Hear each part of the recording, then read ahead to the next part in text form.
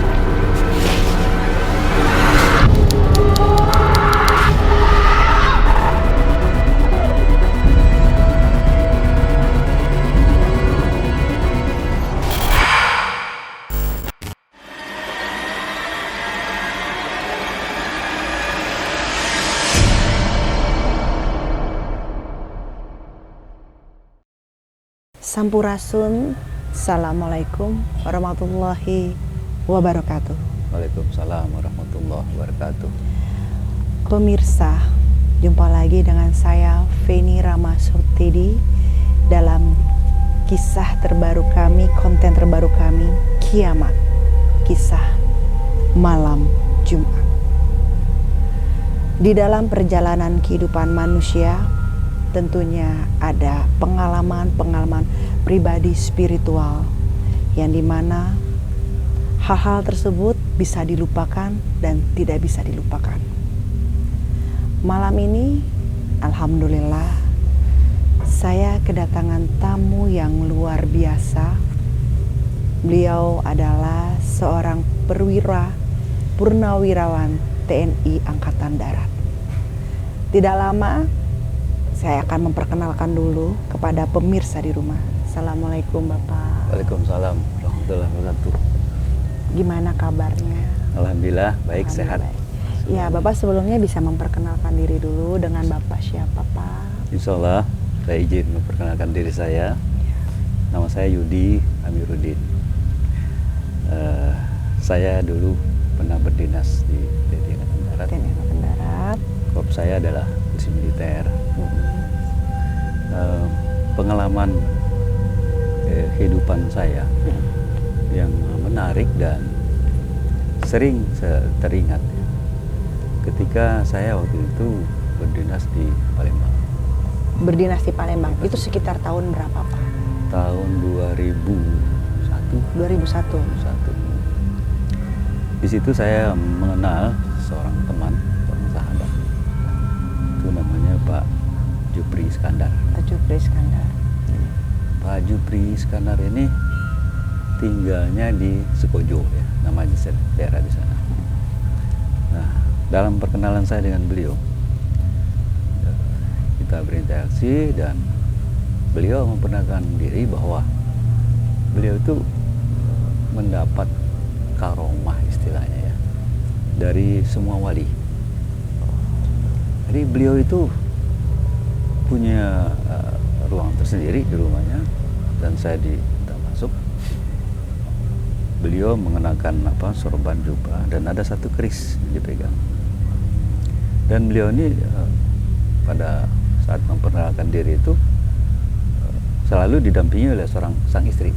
Oh, selalu ya Pak, sang istri mendampingi. Dan beliau langsung pegang tongkat itu langsung masuk. Wali yang mana gitu masuk. Itu ke beliau tuh. Beliau sendiri usianya kurang lebih berapa Pak? Sekitar waktu itu ya, sekitar 45 tahunan lah. 45, belum terlalu tua sekali ya Pak Belum ya? terlalu tua. Ya. Beliau aslinya orang Kopring. Jadi ya saya berdialog. Nah pada dengan saat wali. Dengan wali. Pada saat itu yang masuk itu wali siapa Pak? Wali Songo yang Sunan Gunung Jati. Sunan masuk, Gunung Jati, ya. Kemudian yang satu lagi yang lama bersemedi di pinggir Kalijaga. Sunan Kalijaga. Sunan Kalijaga. Bonang juga masuk. Jadi yang saya ambil dari situ ya, suara wali itu sangat lembut banget. Iya, tentunya. Luar biasa. Saya belum pernah mendengar suara selembut itu dalam memberikan fatwa ya, penyampaian dakwahnya begitu kita. Saya bilang udah luar biasa ya wali zaman itu. Jadi beliau tuh ngomong seperti ini. Memang kami ini raga sudah nggak bisa, tapi sebenarnya kami ini diberi oleh Allah itu untuk selalu ada. Artinya kita bisa berkomunikasi. Iya, tentunya. Jadi saya berpikir terus itu. Nah, kemudian di satu kita bertanya apapun selalu dijawab dengan santun, dengan luar biasa. Saya bilang ini kita udah nggak bisa jangkau itu loh. Iya. Manusia sekarang nggak akan mampu bisa menjangkau itu. Iya. Karena mungkin pengaruh dunia ya segala macam. Betul. Tapi kan terkadang memang banyak hal yang nggak selalu selamanya dipikirkan dengan logika, ya. Betul. Harus dengan nurani. Ya. Ya seperti kita mengenal Tuhan kan juga harus dengan menggunakan nurani ya Pak. Iya. Ya. Nah, berarti Bapak saat itu lama juga ya dialog dengan beliau itu. Ketika ada yang masuk walinya itu ke dalam dirinya Pak siapa namanya? Pak Jupri itu. Berarti Bapak dialog lama Pak? Dialog. Saya bertanya beberapa Dan hal. ketika ganti-ganti itu perkenalkan baru atau memang gimana cara masuknya? Saya bertanya, mohon izin, saya bilang, saya berhadapan dengan beliau memperkenalkan diri gitu ya. Nah, ketika antara Sunan Kalijaga sama Sunan siapa Pak tadi? Sunan Bonang itu jarak bicaranya itu lama atau cepat tuh Pak frekuensinya? Nggak terlalu lama ya. Nggak terlalu lama ya. Jadi saya beberapa pertanyaan ke Sunan Bonang, terus berganti dengan yang lain masuk. Jadi sama semuanya. Ajarannya, kemudian tata cara berbicara, semuanya sangat santun. Iya. Waduh, saya bilang, seandainya saya hidup pada zaman itu, luar biasa. Itu benar-benar seorang guru sejati ya? Benar-benar, itu saya betul-betul menyaksikan hal itu. Kemudian begini, ada satu hal yang saya lihat itu, setelah saya kenal Pak Jupri ini, terus kembali beberapa waktu kembali ke rumah, pada malam hari,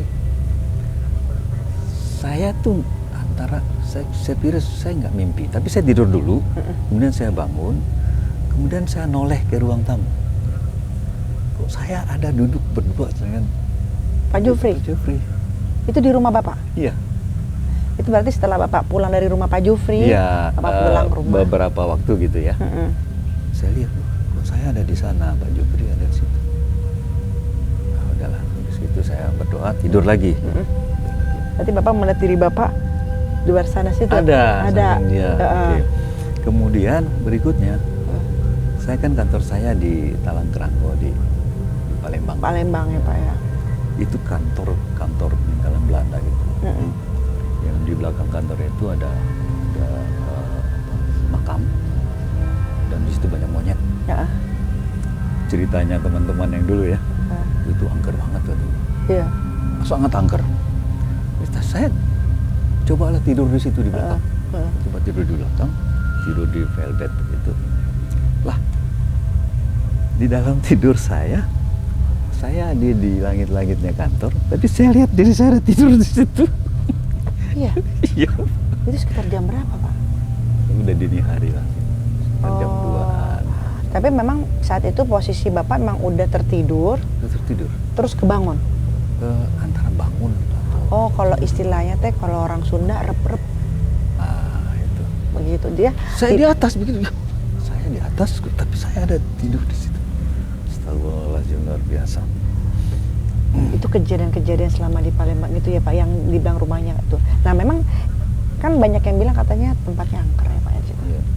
Yang Bapak rasain sebenarnya angker atau enggak? Kalau saya sih enggak ya. Enggak kan, karena kan biasanya kan orang bilang itu angker belum tentu di hati kita gitu Iya, kan. saya enggak. Bapak memang Karena ngerasa di biasa kantor aja ya. itu musolanya kan di atas, tersendiri dia. Kalau setiap malam Jumat seperti ini, saya selalu yasinan di atas sendiri aja tuh.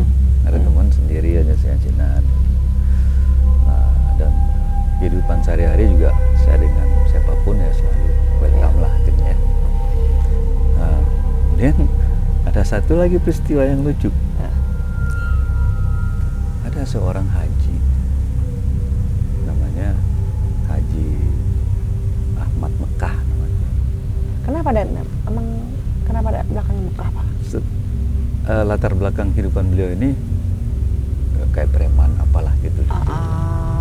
Pingin bertobat, berangkat ke Mekah. Lama di sana. Oh, ya. Lama di sana. Makanya dikasih nama itu. Setelah pulang dari Mekah, terus dia ke Blitar. Mungkin dia apa di situ, ritual sendiri ya. Lalu kata beliau dikasih hadiah oleh Pak Duka Bung Karno, kata beliau nih ya, enggaknya. Nah, saya nggak kenal bapak ini. Tiba-tiba datang ke kantor Bapak. nyari saya. Iya. Saya cari Pak Yudi katanya. Siapa ya? Tanya piketan laporan gitu. Siapa ya? Ada Haji Wonan gitu. Wah, suruh masuk. Pak, katanya. Dia perkenalkan dirinya. Saya orang Pemulutan, desa Pemulutan. Desa Pemulutan itu kalau kita masuk ke pintu gerbang masuk desa, ada buaya, figura buaya gede dua begini. Emang lambangnya itu Pak? Lambangnya buaya. Dan di situ kesaktian mereka. Misalnya ini pentol korek, diginiin jadi buaya. Oh ya. Jadi, Korek-korek yang zaman dulu, iya, korek kayu, yang korek kayu. gitu. Iya, diginiin aja jadi buaya. Jadi buaya tuh Pak. Jadi begini. Jadi kayak buaya mama. Akhirnya beliau datang, tolong Pak Yudi, saya mohon berkenan bisa datang ke kampung kami, ke rumah saya, kata beliau. Nah, Bapak saat itu nggak takut? Enggak. Karena kan Bapak baru kenal. Iya. Ya, enggak takut secara saya. fisik baru kenal. Rasa takut itu kan bisa membuat kita itu tidak percaya sama orang.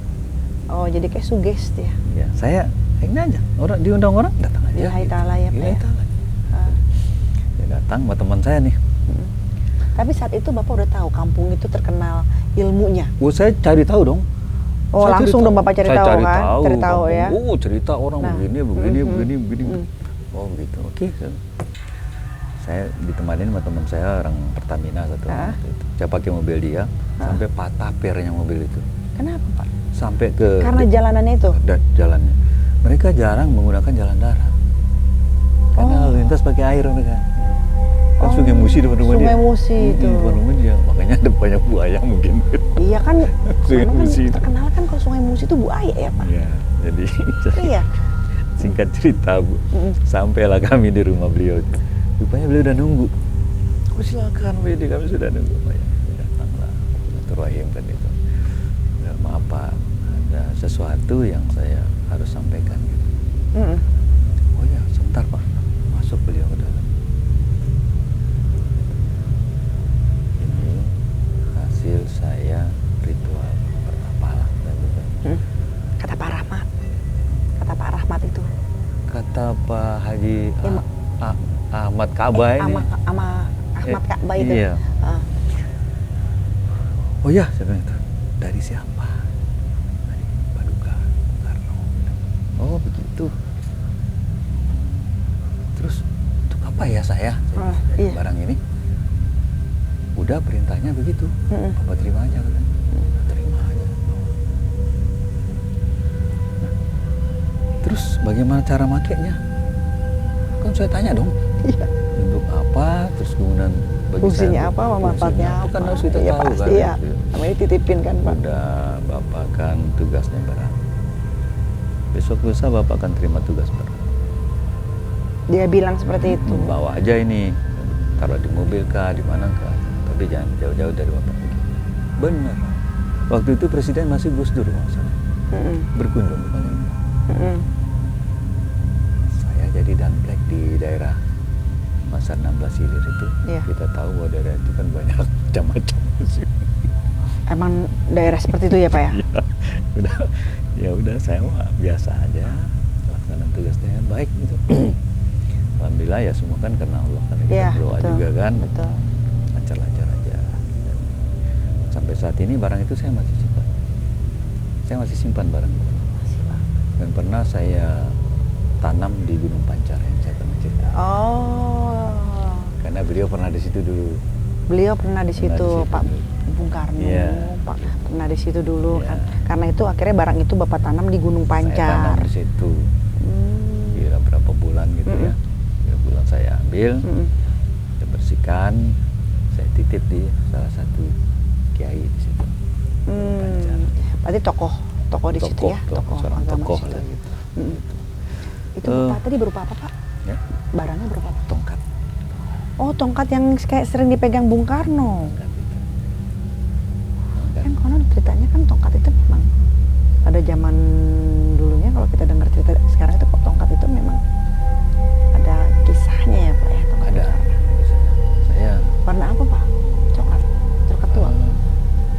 Tapi ini kok kuningan begitu.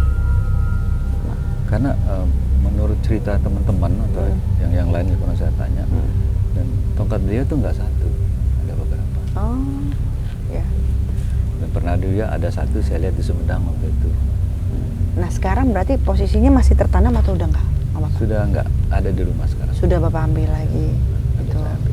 Nah ketika Bapak megang tongkat itu ada nggak cobaan yang Bapak dapetin? Oh, berbagai Atau macam. Bapak ada yang datengin dalam mimpi atau datang langsung secara itu? Cobaan hidup saya cukup berat sih ya, Ya. cukup berat. Bukan karena dititipkan Karena, tongkat itu? Saya kira bukan, karena memang Allah menguji saya dengan itu. Saya kira berarti bisa kemungkinan. Bisa kemungkinan, bisa juga ya.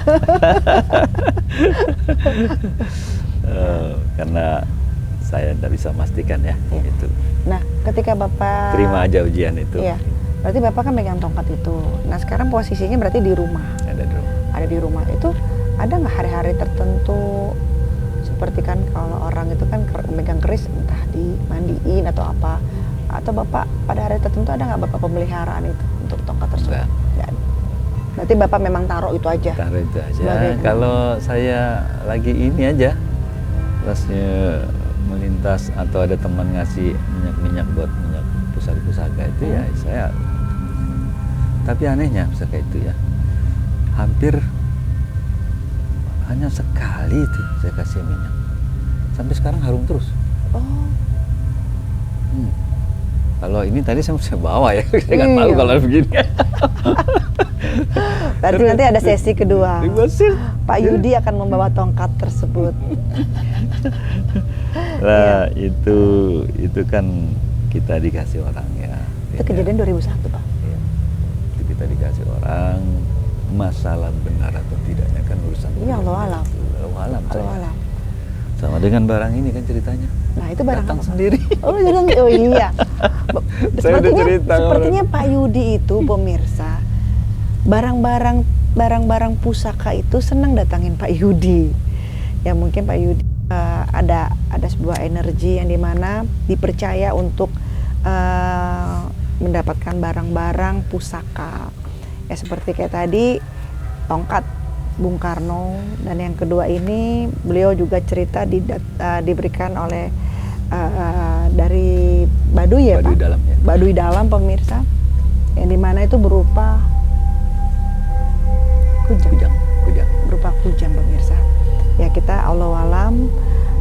Jadi orang-orang, memang ada sebagian orang-orang yang memiliki ilmu. Ilmu di sini maksudnya adalah ya bukan ilmu dari ilmu pelajaran atau gimana, itu banyak orang mencari, justru Pak Yudi malah dikasih selalu. Nah, ini depan saya ini apa nih, Pak? Kujang tuh. Ini. Jadi cerita tadi, Iya. karena memang ini kan Dingin ya, Pak? harus ibu yang miliknya gitu ya. Harus saya ya? Ya, saya ambillah barang ini ke sana, ke satu tempat lah. Nah, kisahnya gimana, Pak? Ini kujang ini dari Baduy bisa ke Bapak itu kisahnya gimana? Apa Bapak dalam keadaan dinas? Sudah nggak dinas lagi. Oh, sudah nggak dinas Ya, itu. sudah nggak dinas lagi. Heeh. Tiba-tiba ada orang datang mencari saya. Mm-mm. Ya, saya datanglah ke situ. Saya terimalah beliau Iya. itu kan. Lalu menyerahkan ini milik Bapak, diserahkan ke Bapak. Terserah nanti mau. Nanti ada petunjuk-petunjuknya. Petunjuk. Petunjuknya akan datang sendiri. Saya coba, ya terima kasih, saya bilang itu. Saya terima. Usia berapa Bapak saat itu?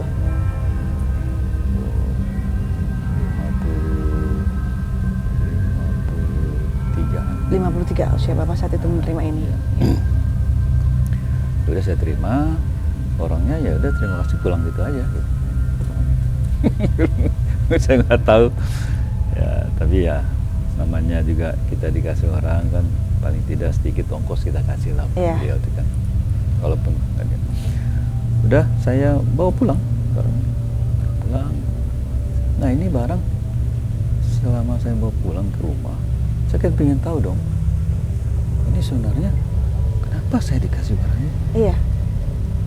Dan hati kecil saya bilang bahwa ini sebenarnya bukan untuk saya gitu. Kenapa Bapak bisa hati kecil bukan untuk saya? Iya, kan ada rasa sedikit kayak penolakan begitu. Akhirnya satu waktu, Oh, Bapak ngerasa ini kayak bukan milik saya, ya, gitu. Jadi satu waktu saya panggil pembantu saya di rumah, di lantai 3 rumah saya di atas itu, jam 10 pagi, pas matahari baru gitu. Saya bilang sama pembantu saya, coba kamu cari silet yang baru. Untuk apa, Pak? Udah cari aja, saya bilang. Bawa lah dia, serobek. Nah, ponakan saya suruh videoin. Kamu duduk situ, saya bilang gitu. Saya pegang silet, pegang orang ini. Oh, pegang ini. Nggak kuat siapa kan? Udah pegang aja. Saya pegang rambut dia. Saya gosok begini 3 kali, nggak putus-putus tuh rambut. Nggak putus-putus, Pak. Itu saat itu dia pegang ini. Pegang. Masya Allah. Nggak putus-putus. Oh, ya udah. Simpan lagi udah. Saya gitu. Simpan lagi. Nah, karena nggak tahu kenapa saya singkirkan dulu ini barang ini, saya bawa ke situ Cipayung. Ini Bapak bawa ke Cipayung. Titip lah di Taruh di Cipayung. Titip di teman di situ. Nah, karena pembicaraan kita kemarin itu ya, pikir nih nyambung ini. Oh, berarti ini maksudnya nih, gitu. Oh. Berarti penolakan ini memang harus diserahkan ke sini ceritanya. Nah, singkat cerita, saya tadi ke Cipayung, saya bilang sama dia, Bang, mau ambil itu barang. Bapak bilang gitu. Oh. Kaget dong dia. Bapak bilang mau ngambil. Kaget dia. Dia udah pajang di kamar pribadi dia gitu. Kamar tempat dia itu. Dia ambil dulu. Saya lihat, oke. Nah, sambil saya ngobrol sama dia bilang, sebentar Pak, katanya. Kayaknya saya dipanggil nih. Gitu. Masuklah ke kamar dia. Kembali dia bawa Kris. Ini minta ngikut Bapak. Ada di mobil Kris. Nah, Saya lucu benar itu. Ini Jadi Bapak memang ya mungkin karena Bapak bukan mungkin ya biasanya kenapa dikasih karena bukan Bapak tidak punya ambisi untuk barang-barang seperti itu gitu kan. Biasanya barang-barang tersebut itu senang dengan yang memang tidak punya ambisi gitu. Hatinya juga kebeningan hatinya, ketulusan. Mereka memahami itu gitu loh Pak. Makanya Bapak jadi istilah orang mah betapa nyari. Kalau Bapak nggak malah dikasih. kasih gitu. Nah, sekarang Lucu. berarti Bapak ngasih ini untuk Iya, saya. terimalah. Hijab dulu dong Iya. ke saya. Bismillahirrahmanirrahim. Boleh dibuka? Boleh, silakan dibuka. Ya. Bismillahirrahmanirrahim.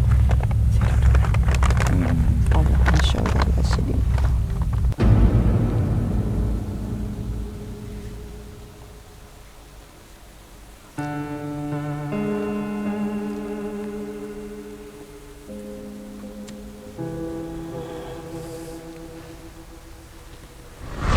Ya, diberikan ke Bapak dan Bapak menyerahkan ini ke saya. Saya juga kaget kenapa Bapak mempercaya ini ke saya. Padahal ini banyak yang minta ya Pak. Ya. Masa deh. Kenapa sih Pak? Kok kasih ke saya Pak? Nggak tahu juga saya. Nah, Saya nggak tahu juga. Ada keris saya yang satu. Itu dikasih sama Pak Jufri Iskandar. Jufri Iskandar. Ternyata keris itu dari Cirebon. Oh, Cirebonan ya? Cirebonan. Nah, keris itu kalau orang yang kita bisa tes orang dengan keris itu, nggak bisa sembarang orang bisa buka. Nggak mau kebuka dia dari sarungnya. Nggak ada Gajah Mada? Dikasih ke Bapak juga? Iya, itu kalau diginin bunyi dalam kerendeng gitu. Terus kata yang ngasih saya, dia bertapa di pantai selatan. Betul, debuk datang.